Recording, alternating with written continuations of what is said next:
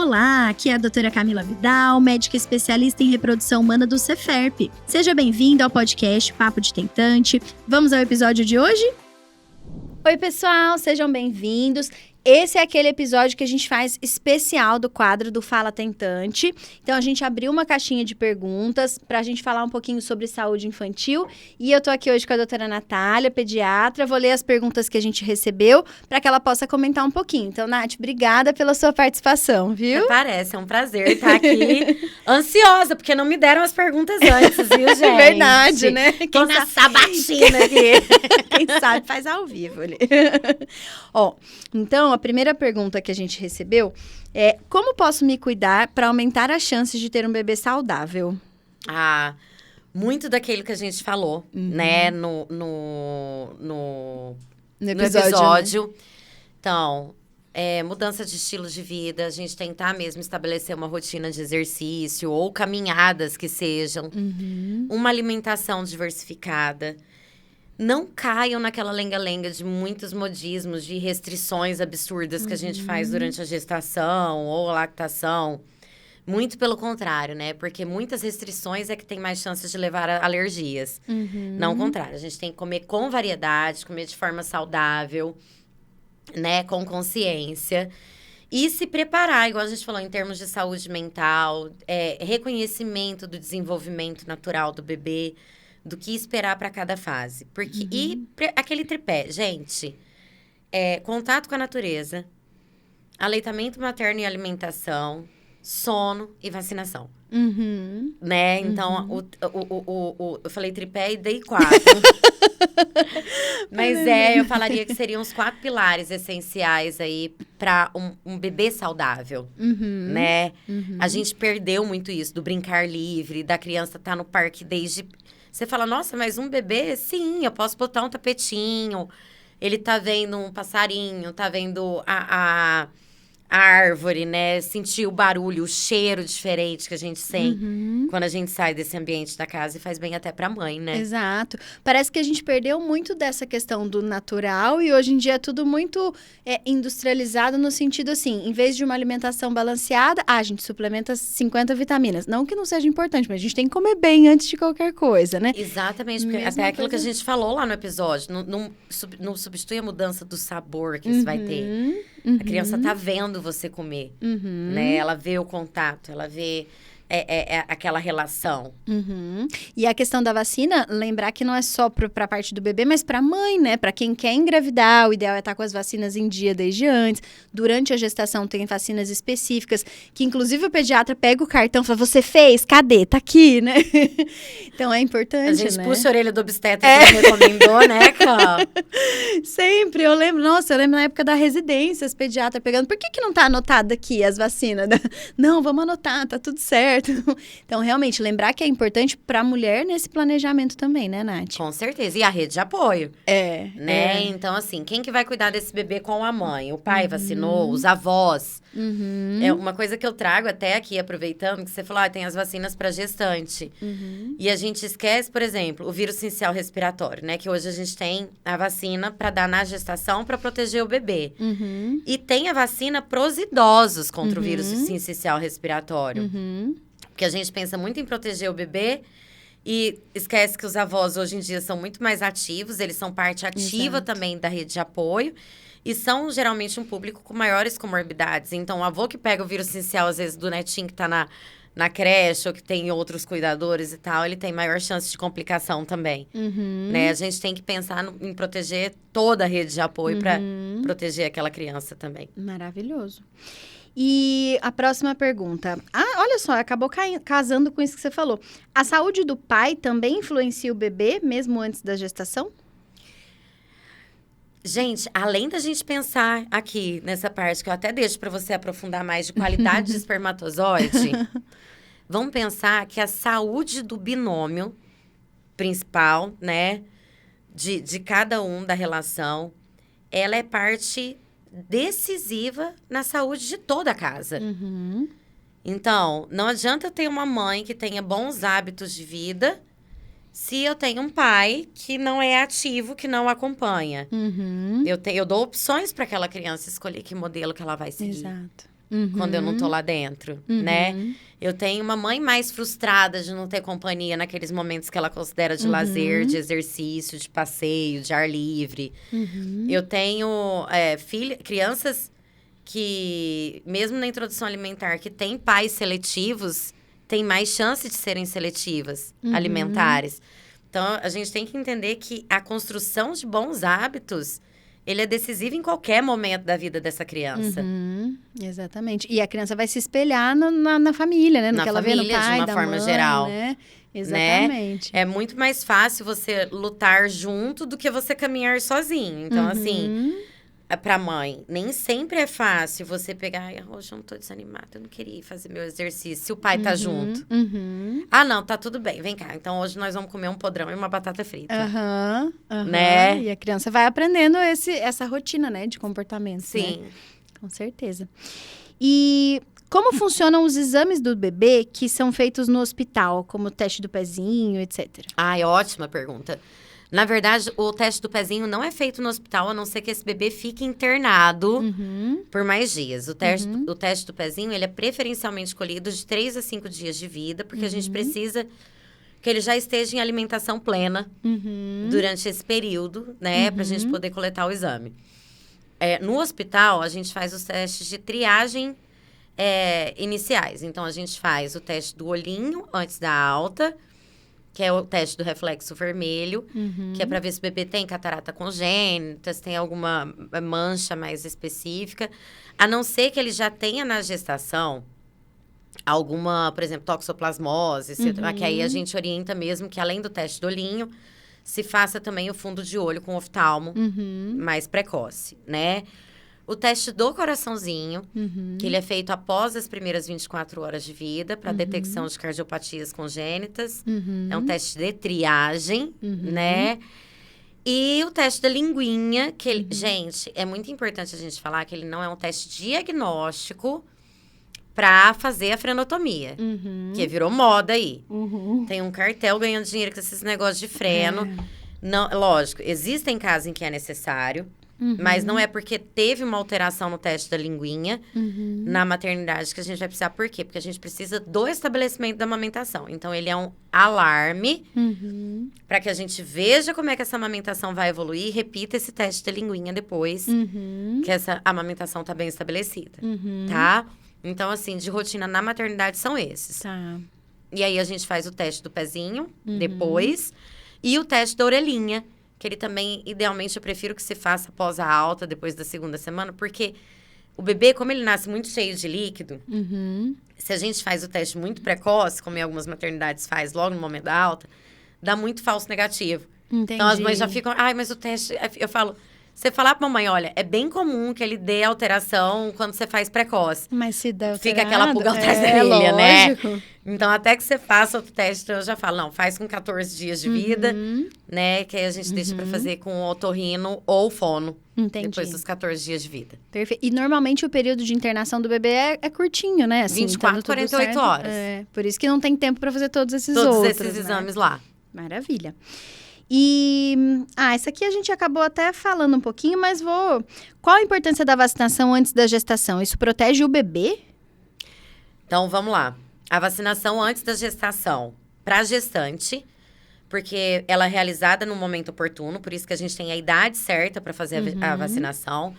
A gente tem maior passagem de anticorpos para o bebê naquela fase. Então, ela não é uma proteção a longo prazo. Então, a maioria dos níveis, eles vão diminuindo a partir do 5º, 6º mês de vida do bebê.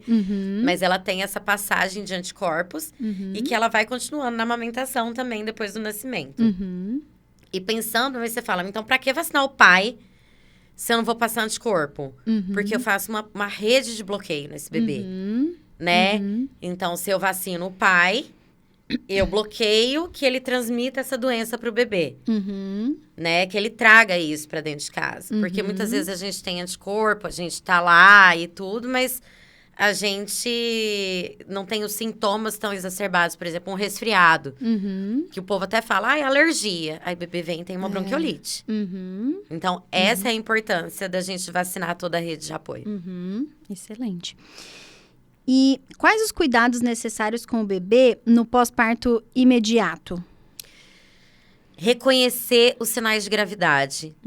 Porque, assim, de cuidado necessário, gente. O que o bebê precisa? Mamar, trocar a fralda, limpar o coto umbilical e dormir. Não tem muito segredo, né? Então, eu acho que o principal é a gente saber reconhecer os sinais de gravidade, de quando uma coisa não tá bem, os sinais de hidratação, desidratação, febre. Então, assim, eu entender realmente o que é esperado de um bebê normal, para que eu possa reconhecer o que é grave. Por exemplo, eu sempre trago também na consulta pré-natal. Muitas recém-nascidas podem sangrar. E a maioria das famílias não sabe disso, aquele sangramento vaginal, né? A menarca da recém-nascida. Então, eu falo, se você abre a fralda e você vê um sangramento 3 horas da manhã, você vai surtar e sair correndo pra urgência. Se você já sabe que isso pode acontecer, como um fluxo não é normal, isso já te traz tranquilidade. Já me falaram, então eu vou lidar com isso de outra forma. É por isso que a educação em saúde, isso que a gente está fazendo aqui, é tão importante para as famílias, né? Com certeza. E estou em tratamento para engravidar. Quando é hora de procurar uma pediatra? Agora.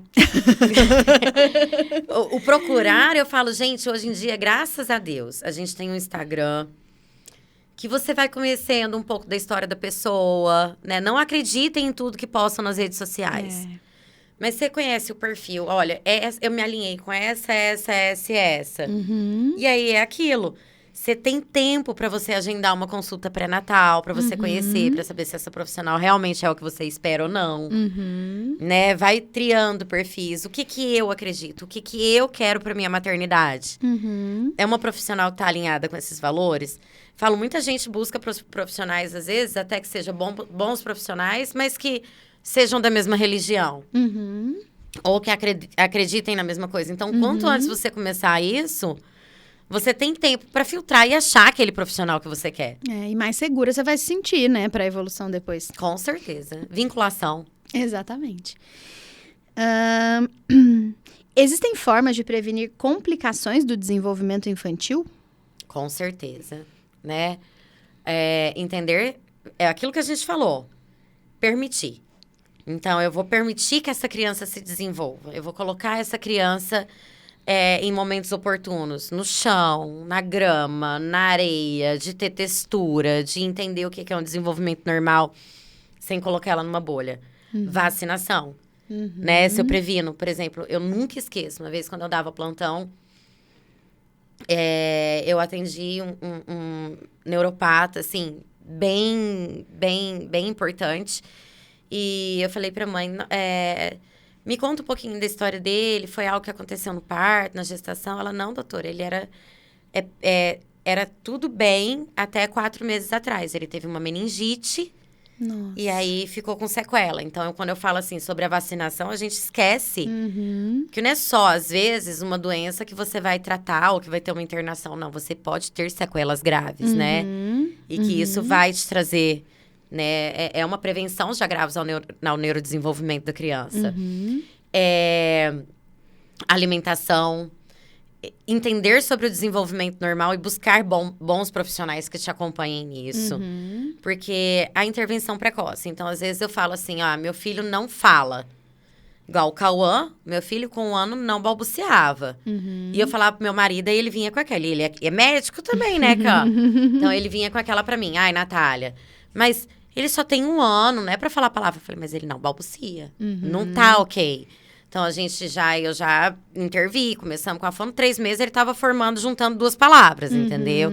Então, por quê? A gente está naquela fase de neuroplasticidade, como a gente falou lá no episódio.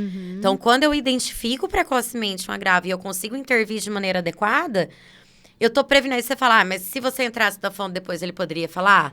Sim. Mas, às vezes, ele já tinha alguma questão social. Porque uma criança que não se comunica, ela tem alteração de comportamento. Uma criança que entende que quer se comunicar, ela já está em discrepância, às vezes, dos pares. É aquela criança que, vamos esperar colocar na escolinha, porque aí ele vai se desenvolver. Mas ele nem consegue se comunicar e falar que tá doendo, que tá machucando, que tá isso, que tá aquilo. Tá? Então, eu acho que esse segmento, uma puericultura... Eu falo porque na faculdade a gente escuta que puericultura de pediatria é pesar e medir, né? É sempre assim, E aí, Quando eu tava aprofundando sobre neurodesenvolvimento, eu vi uma frase de um professor, eu não vou lembrar o nome agora, que ele fala que a verdadeira puericultura, na verdade, é tratar na infância as doenças preveníveis da vida adulta.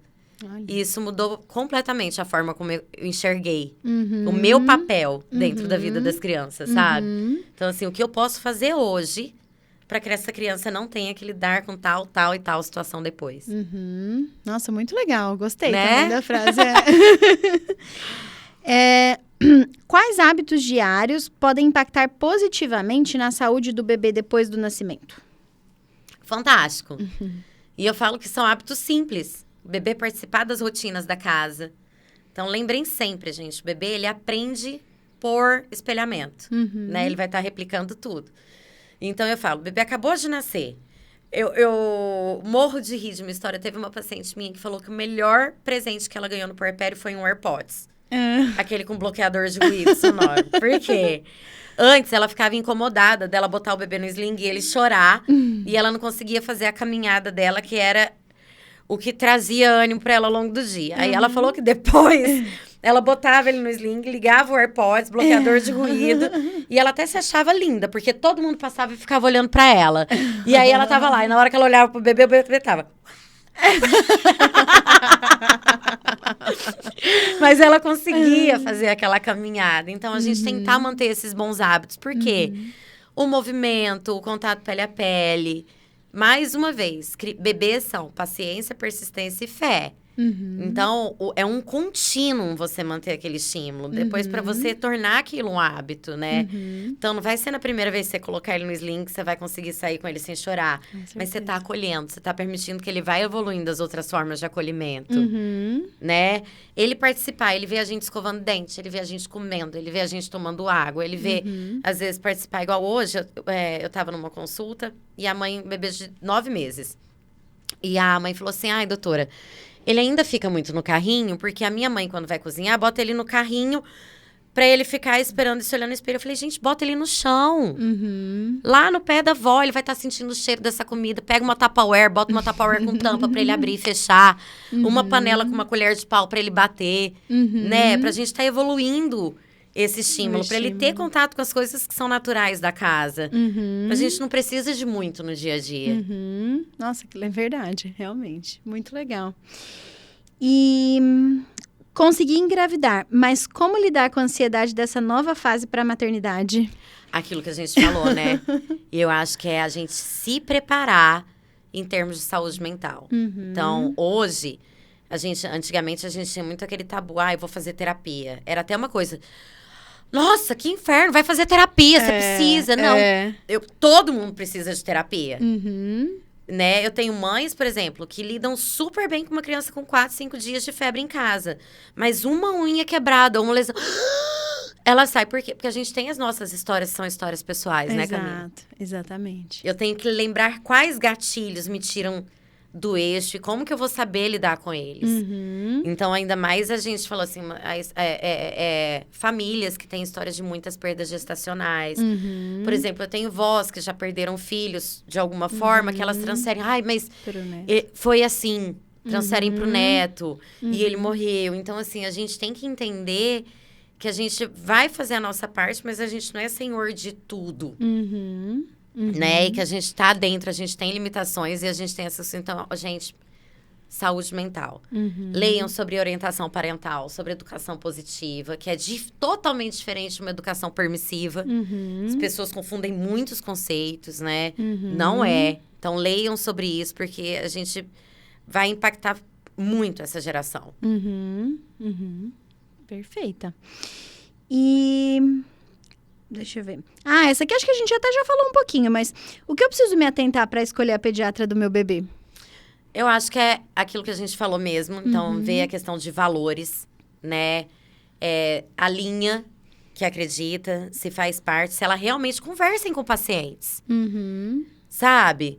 Chega lá, fulana conhece, como que ela lida, como que ela age... Ela realmente é daquele jeito que ela aparece no Instagram? Né? Não tenham medo de perguntar. Aproveitem aquele momento, às vezes, da sala de espera. Olha, vamos lá, eu brinco com meus pacientes, nem pode fofocar na sala de espera, porque não tem espera. Eu sou regrada com espera, então não tem isso, mas vão lá, né? Vejam o tom das postagens, se realmente como que ela cria os filhos dela, se os valores estão adequados com o que você acredita, né? Olhem se é realmente pediatra, vão lá no site do CRM, vejam se tem RQE. Exato. Porque hoje em dia a gente tem muita gente que se diz que não, né? Que não tem afirmação. Então, perguntem sobre o profissional. A realidade é muito diferente, às vezes, da vida que a gente vê no Instagram, em rede social, né? Eu até tenho uma amiga que toda vez que ela vai gravar alguma coisa, ela tá sempre muito produzida, muito maquiada e tudo. Eu falo, imagina, eu não vou fazer isso de jeito nenhum, senão meus pacientes vão chegar aqui e não vão nem me reconhecer. Não tem como. Então, é diferente mesmo. A gente tem que olhar, né, pro contato realmente, ver se a gente se identifica na vida real, né, Nath? Eu amei esses dias, uma paciente minha chegou lá com uma planta rara, que aí ela falou assim, ai, doutora, porque eu vi nos seus stories, eu sei que você ama, ela me deu de presente de aniversário a planta. Olha isso. E o adubo, o negócio, eu fiquei tão emocionada, porque assim... Você vê que a pessoa se identifica e ela te conhece, ela vê. Então, é sobre isso, sabe? Sobre você ter essas identificações.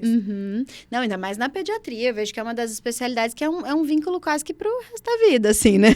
Se pudesse, levava o bebê no pediatra até os 18 anos. Eu tenho pacientes que já perguntam, tá né? Vendo? Até quantos anos você vai? Eu falo, até os 14. Ai, Natália, mas você vai prolongar um pouco. Gente, o menino tá com 2. Calma, que apego é esse? Mas fica, não tem jeito. E existe alguma diferença nos cuidados do bebê de uma gestação espontânea e de uma gestação pós-tratamento? Ocã, a questão maior é que, assim, é mais cuidado no pré-natal mesmo. Porque da parte pediátrica, a única coisa que a gente fica mais atenta são comorbidades que essa mãe pode ter. Então, tipo assim, o que levou à dificuldade de engravidar? E não a gestação em si, né? Porque depois da concepção, depois que tá lá, a gente vai tocar normal. Às vezes tem uma chance maior de prematuridade, então, mas não é uma coisa que... mas nasceu prematuro, a gente vai lidar como qualquer prematuro. Exatamente. Independente da forma de concepção. Mas eu acho que, como diz, o B.O. maior é com vocês mesmo. É até engravidar e conduzir a gravidez, né? Depois é tudo certo. E a última pergunta que a gente recebeu é: que recursos ou profissionais podem ajudar os pais nesse período? Nutricionista, psicóloga, físio? Eu acho que nessa fase de preparo é aquilo que... Então, assim, vamos dizer assim, no mundo ideal, eu acho que toda família, ela deveria ter uma nutricionista na gestação. E aí, não é só para suplementar... Gente, eu tô falando de mudança de estilo de vida. Mudança de hábito, né? Então, como que eu posso trazer isso? Como eu vou preparar pro puerpério? Quais as necessidades? Olha, o pai também come com variedade? Ou tem uma seletividade aí? Vamos tentar melhorar o cardápio dessa família? Como que eu posso trazer mais variedade alimentar para vocês? Porque eu vejo que muitas famílias resgatam a variedade alimentar só na introdução alimentar do bebê. Que aí tem que apresentar aquele mundo e depois isso se perde. Então, se não é uma coisa que está bem estabelecida, não vai. Então, vamos lá. Um bom obstetra, né? Uma boa nutricionista.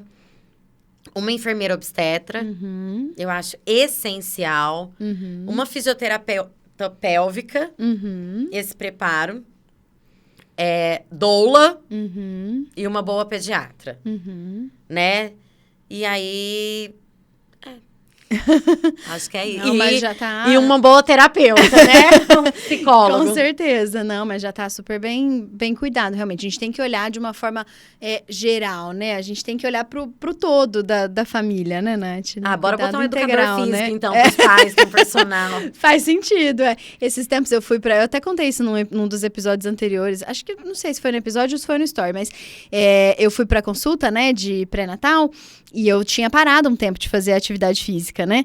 E aí, toda vez a obstetra, olha, você tem que voltar. Olha, você ainda não voltou, você tem que voltar. E aí, na última consulta, eu falei assim, eu vejo mesmo que eu vou acabar precisando, porque às vezes eu tô cansada. Ela, acabar precisando? Não, você precisa desde a hora que eu tô te falando a primeira vez. E quando a gente fala, eu falei brincando agora, mas eu lembrei, eu realmente considero. Tanto que a personal, ela é especialista em mulheres, né? E eu tava conversando com ela esses dias, porque eu voltei ao exercício físico mesmo esse ano. E eu falando quanto impacta na qualidade de vida, não só da questão do peso, da nossa prevenção. O Cauã tá com 3 anos e meio. E ele adora um colinho pra subir escada. Tá? E aí, antes, eu pegava ele com os 2 braços. Eu subia, chegava lá no andar de cima da casa, morrendo. Cansada. Esses dias, eu catei ele brincando, peguei ele com um braço, subi correndo. Quando você e eu só fui me lá... dar conta do que tinha acontecido lá em cima. Eu falei, meu Deus, eu consegui. E aí, eu trago pra vocês a importância, porque eu quero ver meus netos. Eu quero fazer isso com meus netos também. Eu olho pro meu pai brincando com meu filho, que às vezes ele tinha muito mais disposição do que eu tava. E o quanto aquilo mexia comigo, né? Então, no mundo ideal, eu incluiria, sim, o preparador físico no meio desse processo. Até porque vai ajudar a estabelecer a questão até da emocional, igual a gente estava falando, né? De saúde mental, faz muita diferença, né? Então, concordo com todos. Nath, respondemos todas as perguntas. Que bom. Maravilhosa. Obrigada. Foi uma delícia estar com vocês aqui. Eu que agradeço. Tenho certeza que você acalmou o coração de muitas pessoas que mandaram essas dúvidas ou que tinham essas dúvidas e ficaram com vergonha de mandar. Então, pode ter certeza que você levou muita informação valiosa para as mamães e futuras mamães. Obrigada mais uma vez pela sua participação, viu? Que isso. Tchau, tchau, gente. Obrigada por assistir ao Papo de Tentante. Aproveite e acompanhe o Ceferp no Instagram e no YouTube para ficar por dentro das novidades. Te vejo no próximo episódio. Até lá!